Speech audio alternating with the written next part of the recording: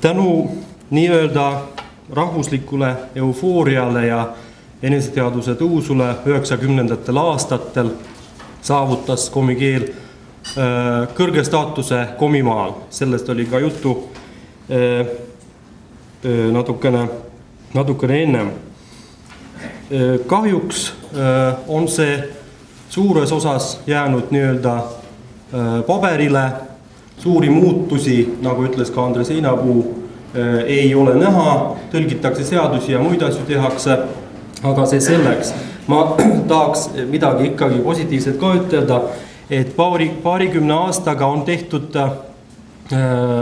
üsna mitu, kui mitte palju, konkreetseid samme keele saavutatud positsiooni tugevdamiseks, on püütud tuua komikeelt erinevatesse elusfääridesse, populariseerida keelt noorte seas modernse kultuuri ilmingute kasutamise ja kaasaegse infotehnoloogia vahenditega. Riiklikul tasandil peetaksegi komikeele säilitamise ja arendamise alal prioriteetseks suunaks infotehnoloogia vahendite kasutamist ja laste ning noorsooprojektide toetamist. Mõned näited on siin, on tehtud erinevaid elektroonilisi keeleõppevahendeid, trükitud CD-sid, tehtud paar arvutimängu ja nii edasi. No, loetleda siin oleks võimalik hästi mitu asja. Korraldatakse erinevaid intellektuaalseid mänge, naljashowsid, laulufestivale. No see on natukene teine rida. Pigem räägiks nagu seda keele asjast. Mõned näited, et üheks suuremaks saavutuseks mina isiklikult pean Komi rahvaraadio loomist aastal 2007 ja seda ma tahaks nimetada just sellepärast, et see on kuuldav ka internetis. Nii isiklikult, eks ole, minu enda seisukohad, ma saan siin Eestis, eks ole, kuulata komikeelt, komiraadiot ja teisest küljest on kindlasti ka see tähtis nüüd keele prestiiži võib-olla tõstmise aspektist. Väga tähtsad on elektrooniline sõnaraamat ja ka muud komikeele ressursid internetis, mis tulid äsja kasutusele laiemale publikule. Siin ka näete interneti aadressi ja palun lahket kasutamist. Viimasel ajal on üheks sümpaatseimaks kampaaniaks või aktsiooniks võib nimetada kleebiste jagamist rahvusvahelisel emakeelepäeval, mis oli 21. veebruaril. Rahvaühenduste liikmed käisid linna peal ja kleepisid neid pildil nähtavaid kleepse poodidesse, apteekidesse ja nii edasi. Siin on ka üks taksojuht, kes paneb oma auto esiklaasile vastava kleebise.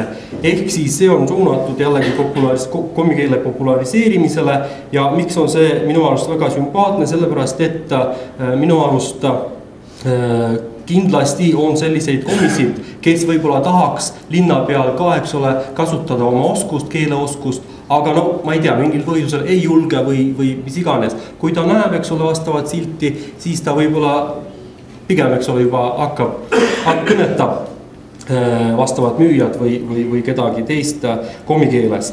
No nüüd ma ei tea, kuivõrd mõjub see positiivselt, eks ole, komikeele kasutusele, sest mul puudub igasugune statistika, kui palju kleepse jagati ja nii edasi. Ehk siis elame-näeme.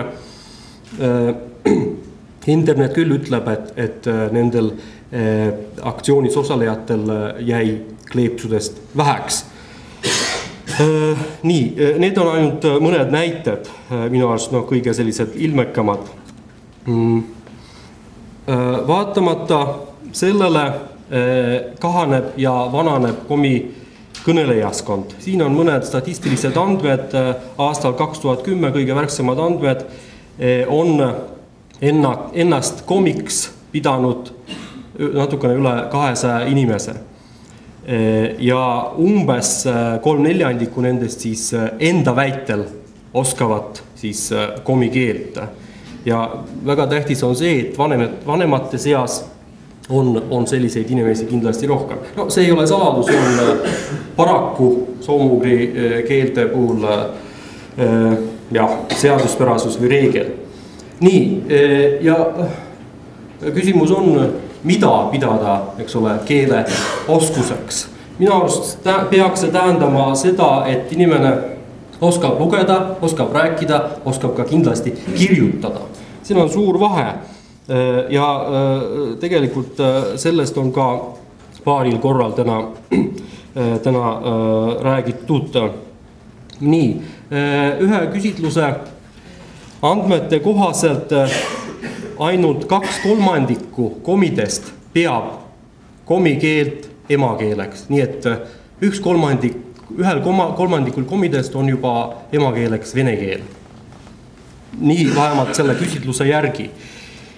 Ja nendest komidest arvab, enda kohta ütleb, et oskab keelt, eks ole, natukene üle 84%. Ja mõned arvandmed ka selle kohta, et kui palju protsentuaalselt rahvast oskab rääkida, lugeda, kirjutada ja nii edasi. No seda võite juba ise siin natukene uurida. Ma ei oska siin nüüd absoluutarvudes ütelda, tegelikult see on ka selline väike küsitlus, milles on osalenud natukene alla 2000 inimese. Aga minu arust on tendents väga selge. Ainult iga 5. komi kasutab sageli komikeelt kirjas. Ja 60% ei kirjuta komikeeles mitte kunagi. Enda kogemusestki võin ütelda, et paljud komid, kes vabalt räägivad komikeeles, millegipärast, kui nad kirjutavad paberkirju või elektroonseid kirju, kasutavad juba automaatselt vene keelt. No see on ka selline üks hea näide. Nii et kirjaoskust selles mõttes ei ole kõigil. Palju paremad andmed või palju parem seis on raadio kuulamise ja TV vaatamise puhul. No see on selge ka, seal on vähem pingutada, eks ole, ei pea kirjutama. Nii, ja perioodika lugemisega on ka lood sellised, nagu nad on, et ainult pool komidest ka sageli või mõnikord loeb komikeeles lehti. Selge see, et igasugused pingutused, kaasa arvatud igasugused aktsioonid, raamatute väljaandmine, perioodiga ilmumine ja nii edasi, on absoluutselt mõttetud, kui vanemad oma lastega ei räägi vastavat keelt, eks ole, emakeelt, ja lapsed omavahel ei räägi komikeelt mängides. See oleks võib-olla kõige tähtsam või üks tähtsamaid sõnumeid minu poolt siit puldist. Paraku kõnelejate arvu vähenemise üheks teguriks on siis üleminek vene keelele. Linnas on mingis mõttes see jutumärkides õigustatud, eks ole, vene keele domineerimisest tingitud. Maal kahjuks jällegi oma kogemusest võin ütelda, et pahatihti kuuleb ka komi vanematelt venekeelset juttu, kui nad vestlevad oma lastega. Ma ei toetu siin mingisugusele statistikale, seda jällegi ei ole. Nii palju, kui olen oma kõrvaga kuulnud ja oma silmaga näinud.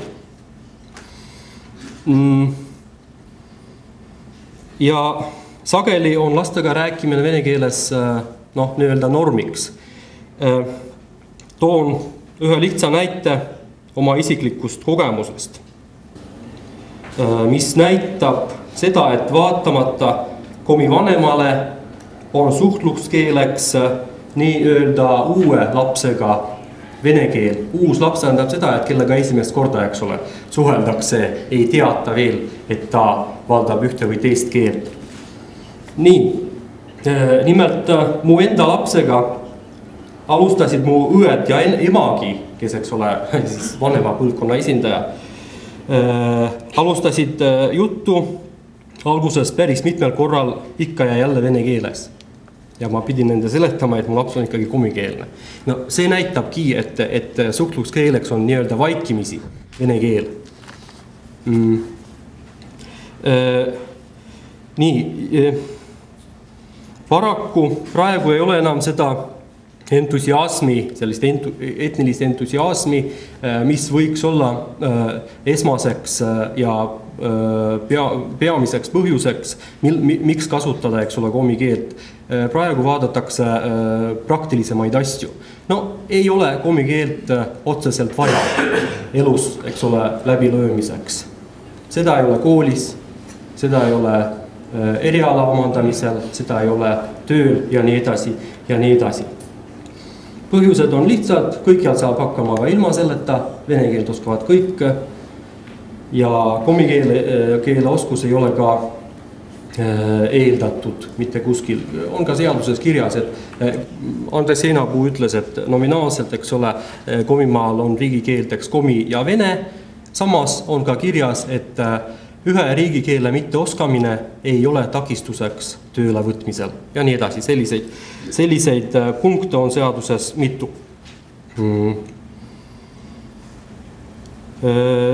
Nii.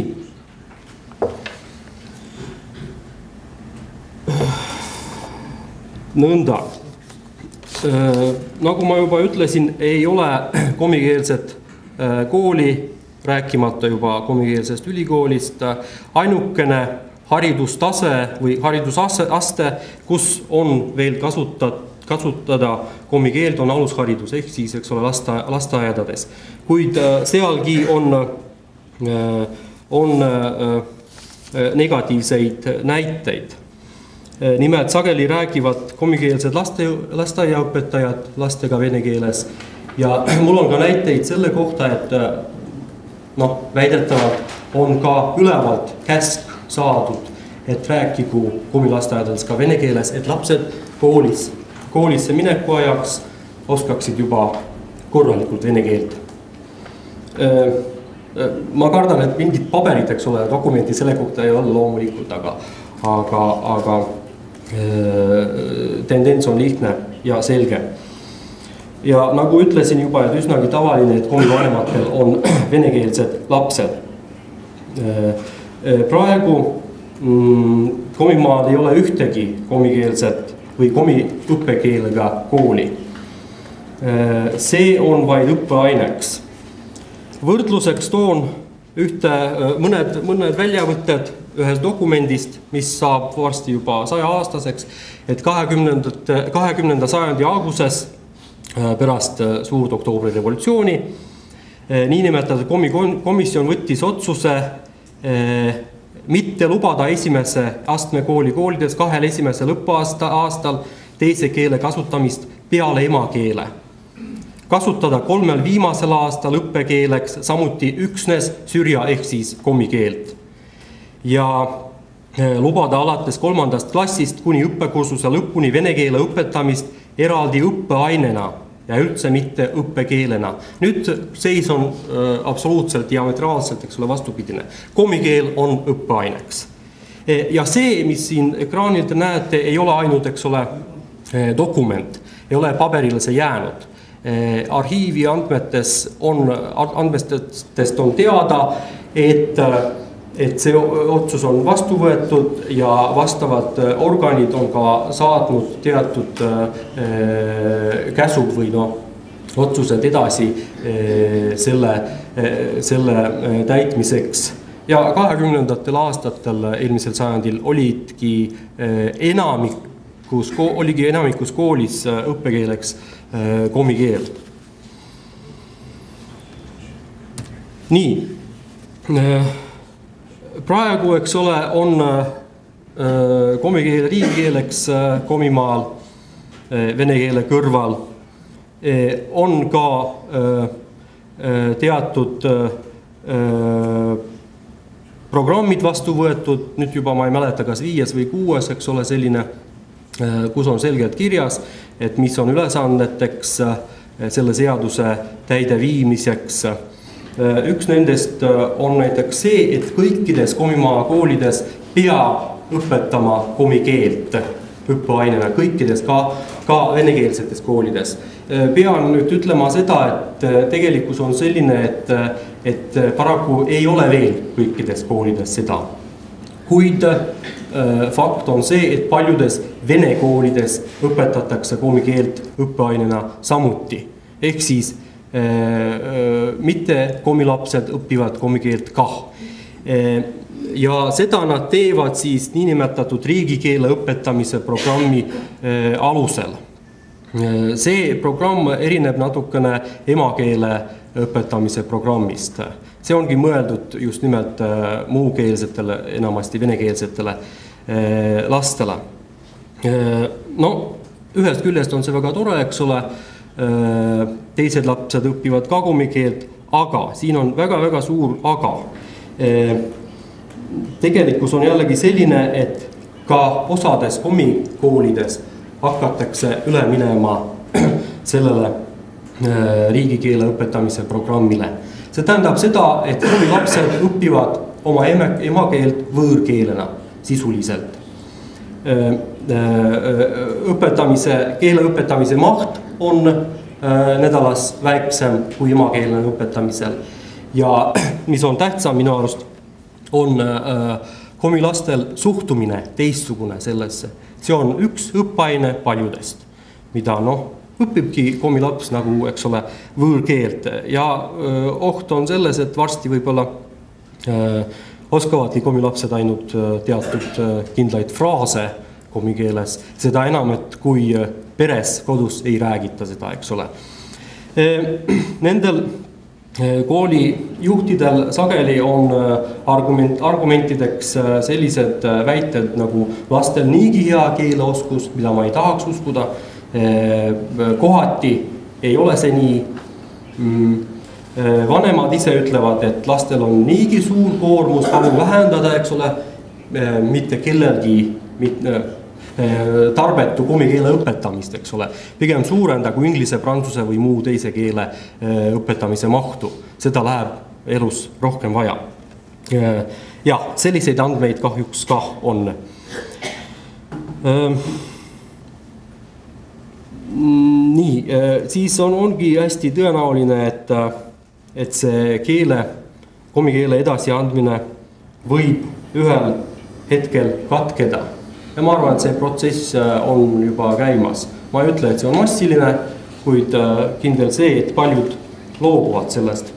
Seda enam, et kui mõnes suuremas alevis on näiteks venekeelseid rohkem, siis komikeelsed lapsed kannatavad. Et nemad ka hakkavad õppima kas vanemate survel või siis kooli juhtkonna otsusel hakkavadki õppima vähemal määral komikeelt.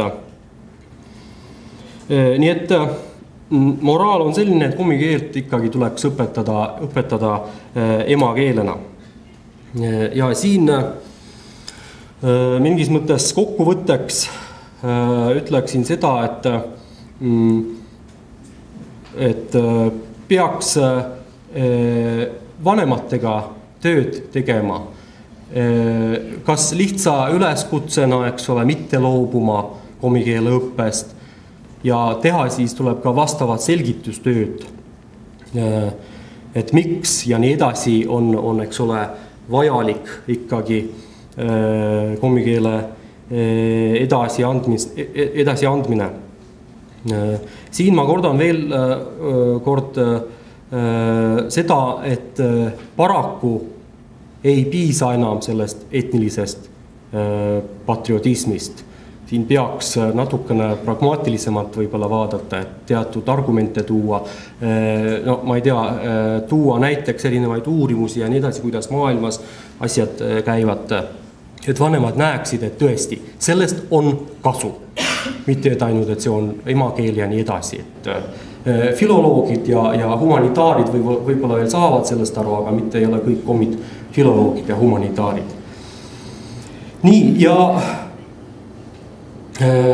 kordan veel paari esineja mõtet või väidet, et tähtis on emakeelne haridus. Eelkõige, kui seda ei ole, siis asjad ei liigu või liiguvad liiga aeglaselt ja ühel hetkel on juba hilja. Nii, ja seda kõike peavad siis tegema, no mina näen, et rahvusühenduste, eks ole, liikmed, kui nende missioon on juba ükskord selline ühest küljest ja teisest küljest loomulikult need projektid on üsnagi ressurssi nõudvad, nii et ilma riikliku toeta siin on raske midagi käega katsutavat või silmnähtavat saavutada, nii et kõik see töö peab toimuma ikkagi riiklikul tasandil samuti. Ja see ei ole ühe aasta töö, ehk siis riik peab garanteerima, tagama, et 5-6 aasta pärast need projektid ei lõppe. See on ikkagi pikaaegne tegevus. Tänan teid kuulamast.